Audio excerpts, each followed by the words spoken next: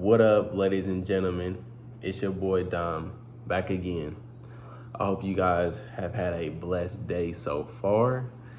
So today what we're going to get into is name, image, and likeness. Yes, NIL. Yes, this big thing that we got going on right now in college football, NIL. We're going to discuss NIL today, what it is, and the implications of what NIL will make on college football today. So, athletes can engage in NIL activities if they follow their state's laws where their school is located. Schools must ensure these activities comply with state law. Athletes in state without NIL laws can still participate in NIL activities without breaking NCAA rules. Athletes are allowed to seek professional service providers for their NIL activities. And also, name, image, and likeness, or NIL, are the three elements that make up right of publicity, a legal concept used to prevent or allow the use of an individual to promote a product or service. For example, if an athlete's photograph is taken while wearing an athletic brand, and that brand uses the photo to promote their product without the athlete's consent, the athlete could claim the brand is in violation of the right of publicity.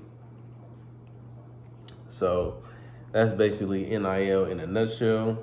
But the thing that I really wanted to tackle today is the fact that these coaches have been basically, I'm sorry, y'all, hold on one second. These coaches have been, I don't want to say against it, but they have also been having a lot of issues with it. And some of the issues that they've been having with it pertain to the fact that I believe, and a lot of others believe, that coaches are losing control. The control that they used to have. You know, before NIL, the coach was in so much control of the roster, roster management, being able to, dictate how long a player is going to stay. For the most part, players aren't leaving and going. And so NIL kind of brought this strange place to the college football world where now players are able to get paid, just like the coaches are able to get paid. And the coaches are at this place where they're just like, hey, this isn't fair. Now, before name, image, and likeness, this is what USA Today says. Before name, image, and likeness, rights allowed college athletes to earn a real living and reshape the recruiting landscape. You could always call a coach you knew well and find out who he was paying you knew well and find out who was paying whom, was slimy scheme player X to school Y, and which of their colleagues they considered to be dirty. It would never be said publicly, of course. There was always sort of an honors among thieves element to the game. But college coaches are generally like the rest of us. They love to gossip. Within the last year, though, the tensions brought by this changing environment have spilled out into the open on a few occasions. The most notable was Nick Saban telling a crowd at a public event in Birmingham that Texas A&M bought his #1 ranked recruiting class. Yeah, so Nick Saban, if y'all didn't know this, said these words that Texas A&M bought a class, and so basically the Aggies and their athletic directors wrote to the SEC office suggesting Saban should be fined and suspended. it will be hard, if not possible, to ever outdo the level of scrutiny. So you got Nick Saban, the the greatest the greatest college football coach of all time, telling everybody in the world that a class got bought out. And of course, there was pushback by A&M, but the reality of the situation is that you can do that. It's okay. It's all legal. It's not under the table no more.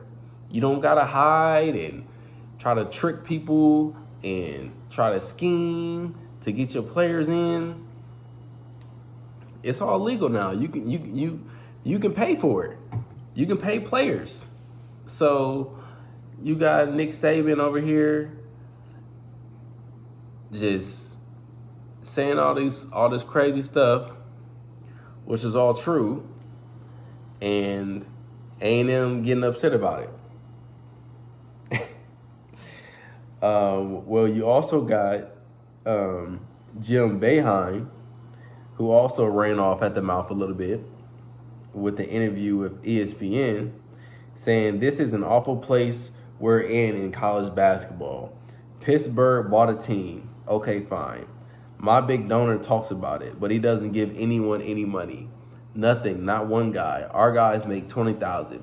Wake Forest bought a team. Miami bought a team. It's like, really? This is where we are? That's really where we are? And it's only going to get worse. So you got these old coaches who are used to the old ways of doing things, used to the old ways of going about things, used to the old ways of being able to be in total control, like I said earlier, being able to have total autonomy over their teams. And that control is slipping away because these players are getting what they deserve. These players are getting what they deserve. The NCAA is a multi-billion-dollar organization. Okay? These players should have been getting paid a long time ago. Y'all been using these players up. I'm an ex-Division I athlete myself. I didn't play football, but I ran track. And there's a lot that goes into doing these things. There's a lot that goes into playing a sport in college, man. It is not easy playing a sport in college. Like, you have to go to school full-time credits. You have to go to school. You have to go to practice. You have to go to meets or games or whatever. And it takes up a lot of your time. A lot of your time is taken up. You don't really have time to work. I mean, I had like a little part-time job working inside of the dorms, and I was barely getting any hours because I really didn't have time to work to really make money. And that's as a track athlete. I can only imagine what it's like being a football athlete, because football, I mean, them brothers is up early in the morning in the weight room, working out, especially in the off season, working out. And then going to class, coming back, doing practice. So it's like, come on, man. These coaches,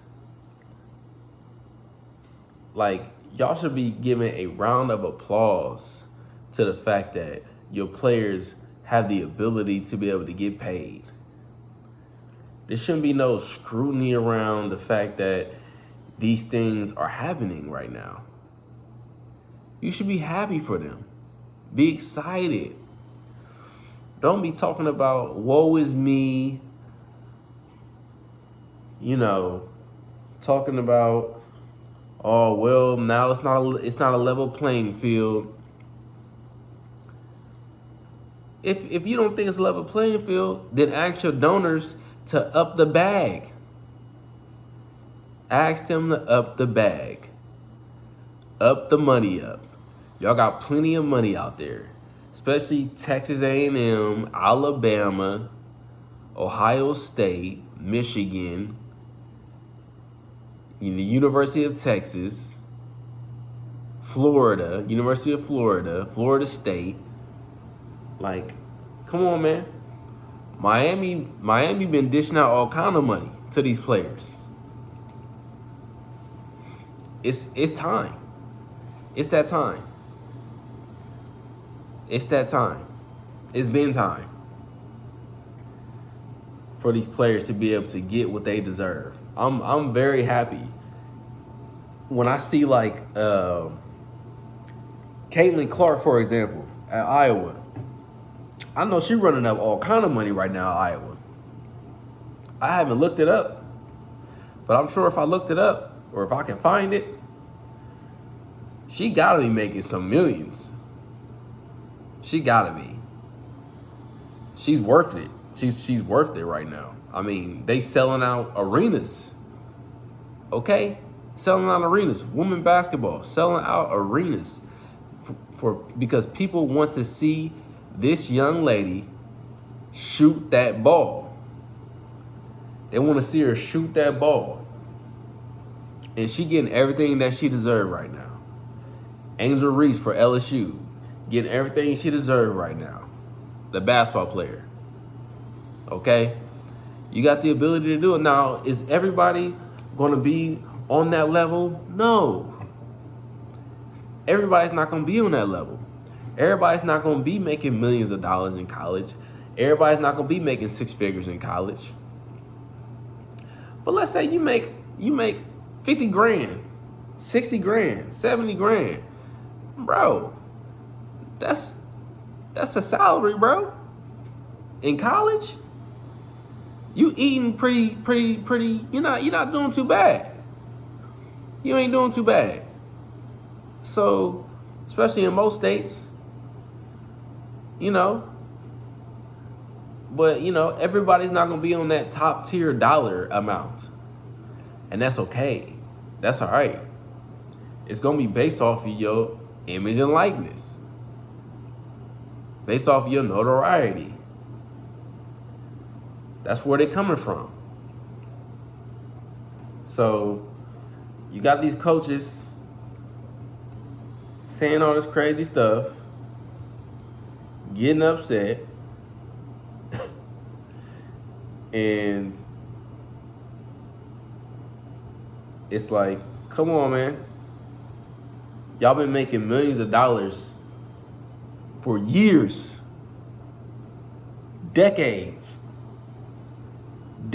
on decades, contracts on contracts. And now y'all talking about some, it's not fair? It's not fair. Come on, man. It's very fair. It's very fair. And don't get me started on the transfer portal. They definitely don't like that. That transfer portal, boy, oh boy. Oh man, that's just shaking up a lot of stuff right now. Shaking up a lot of stuff because you got to keep on recruiting your players. You got to keep on recruiting. You got to keep on making sure you in good standings with these young men, young ladies. Because at a drop of a dime, they could be out of there. They could be gone. But the thing is that the coaches have the same ability to just leave when they want to. So for them to have this mind frame of, oh man, now I got all this pressure. Brother, listen, it's just an even playing field now. You can leave when you want to leave. The players should be able to leave when they want to leave. Simple as that. They should be able to get up out of there if they want to get up out of there. You know, I like the rule where the coach, if they decide to leave or retire, that there's a 30-day window for the players to be able to leave. That's cool. That's fine, because the next coach ain't the coach that I came here for. So if I want to leave, I want to leave. Now, if I want to stay, then I'll stay. But I like it. I think it's all right. I think it's cool, man. So I'm for the freedom. I'm for the flexibility. I'm for players getting what they deserve. And we should all be for that. We live in a free country. We should all be for that. We should not be sitting here trying to dictate where somebody's gonna go, or dictate if they're gonna be stuck at a certain place. I remember back in the day. When you wanted to transfer, they even tried to dictate where you transfer to. So, because nowadays you can transfer like within the conference. Like, you can go from a Big Ten team to a Big Ten team. You know, back in the day, they wouldn't even allow you to stay in the region. They want you to go outside the region. You know, but now it's like, I go wherever I want. Go wherever I want to, whoever I want to go to. Don't matter. Should be less restrictions. Less restrictions, man. So, yeah, man. Definitely, I'm for it. And everybody should be for it. But I wanted to leave y'all with something. I wanted to leave y'all with Proverbs 11:24. It says, "One gives freely, yet grows all the richer. Another withholds what he should give and only suffers want." So what's the moral of this story? Give freely. Give your time freely. Give your money freely. Okay? Give these things freely. And guess what? You'll multiply after that. Multiplication comes after that. You withhold things, you're going to suffer some want. So, hey man, y'all be blessed. Always remember, live each day like it's your last, or as if Christ is coming back tonight. Y'all stay blessed, man.